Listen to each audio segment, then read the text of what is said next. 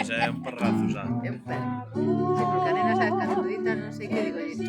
Porque algunhas compañeras teñen perritos, pero perritos en plan... Xa, lambeconas. Sí que, Como lle chambos. sí que van a la peluquería estas Sí, cosas, sí. y les ponen el arnés. Sí, acóllenche nunha mao, sí. Unha cousa. E eu digo, María, que tú non tienes perros, tes casa. Son un pouco máis brutos, tú tienes casa. Pero este xa é un perro, o sea, este de casa non tes nada.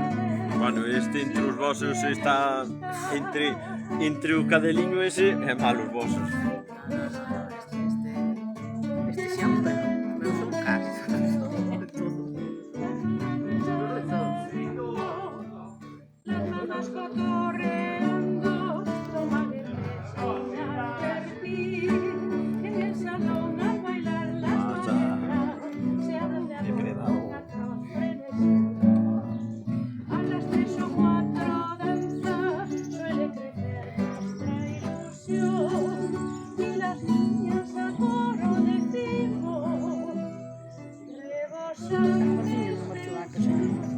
Meu primo Juan.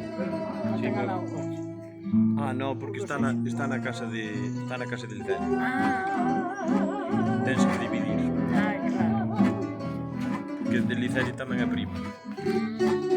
Cuidado co fuchanco ese. Sí. No me digáis que no es bonito. Velando por la integridad de la cantada.